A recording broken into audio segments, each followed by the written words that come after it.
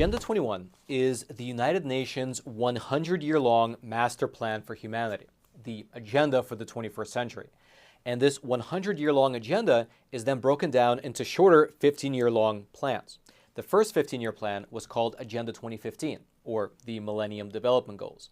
And then currently, right now, we are living in the second 15-year plan of Agenda 21, the so-called Agenda 2030, which, according to UN documents, is the agenda to, quote, transform our world for sustainable development. Now, for the past 10 or so odd years, this broad agenda from the United Nations has been trickling down and getting implemented as concrete policies in countries around the whole world.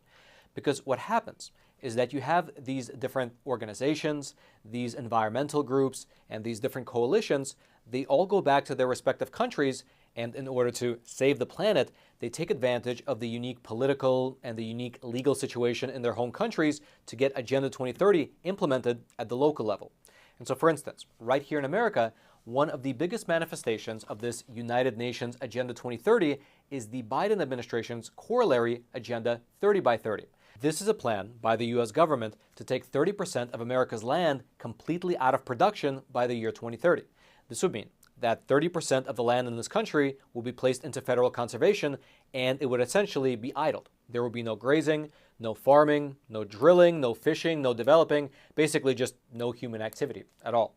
And while the current aim is to take 30% of America's land by the year 2030, once that's actually achieved, the next step will be to take 50% of America's land by the year 2050, the 50 by 50 plan. It's sort of a rolling project with the ultimate goal being for the federal government to own the majority of the land in America and to make that land inaccessible to the people in order to, of course, save the planet. Now, the U.S. federal government is achieving Agenda 30 by 30 in a myriad of different ways. They use the Endangered Species Act. They use the Waters of the U.S. Act. They have the president invoke the Antiquities Act in order to establish national monuments. They use federal money to convince private landowners to put conservation easements on their land. And so while it's technically still private land, you're not allowed to develop it.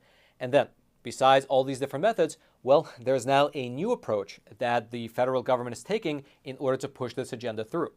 Hidden behind even a year of bureaucratic red tape, the BLM, which is the Bureau of Land Management, they are pushing through a backdoor rules change which would effectively sell out our public land to the highest bidder in order to achieve the goals of the 30 by 30 agenda. Essentially, they are working to create a system wherein these extremely well-funded environmental groups will be able to come in and purchase what would be called conservation leases on otherwise public land.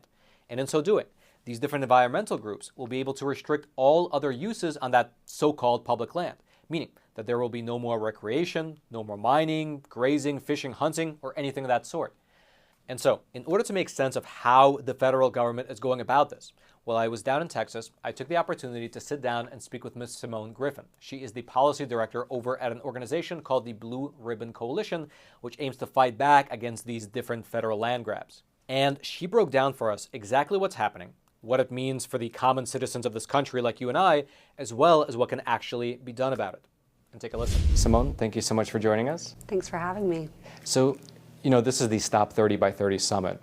And we were talking, last night, and one of the things I realized after speaking with you is that it's not just about taking the physical land, right? It's sometimes about controlling what you can and cannot do on land that the government doesn't necessarily own, but they control.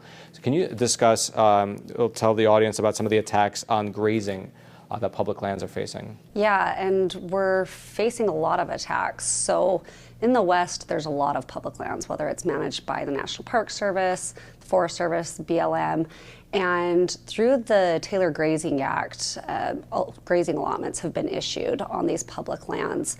And so even though the BLM, for example, the Bureau of Land Management, they are mandated to manage these lands for multiple use and to allow these allotments. And these grazing allotments, they're private property. I mean, even though they don't own the actual land, they do own the allotment. And they've purchased it, so it is a private property right that they have to graze on their allotments. And what we're seeing is these land agencies, they're enacting policies and management decisions that are greatly going to reduce and have reduced grazing and access on public lands.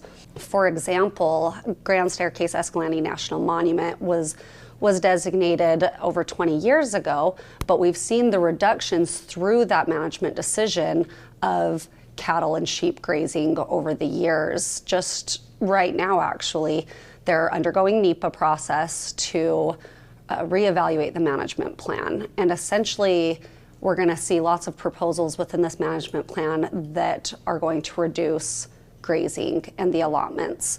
So they're proposing to cut the area, and it's 1.9 million acres, just this one national monument. And they're proposing to cut the acres available for grazing in half, and the AUMs, basically the amount of cattle that's allowed to be on each allotment, they're going to cut that in half.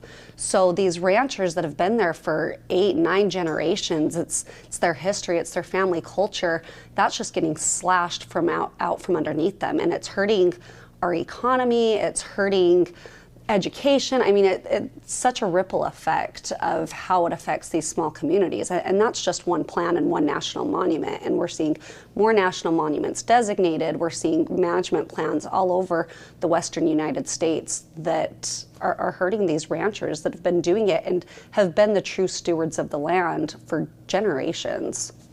I mean, you mentioned a few things, but I can also imagine the investment you put in, assuming you have access to this public land. Let me ask you, why are they doing this? What's the at the very least surface level reason that they're taking away this land from the use? So they want wilderness. They want the lands to be designated as wilderness, and even though the land is already protected by dozens of laws, such as the Endangered Species Act and the Water Act. I mean, there's so many laws already protecting the land, and then they create a national monument to protect it even more. So they claim, but eventually they want it to be wilderness, and they don't want any use. They don't want roads. They don't want access, and so if they can start cutting down grazing and access in general, then they can hopefully get it designated by Congress to be wilderness, and then nobody will be able to touch it for forever, and that land will be permanently locked up. And 30 by 30, they say they want these lands protected. They never define how they want it protected, because you could argue that 30% of lands and water are already protected through the various laws and executive orders and regulations that we already have, but they want to take it a step further. They want it protected by wilderness, which is designated through Congress.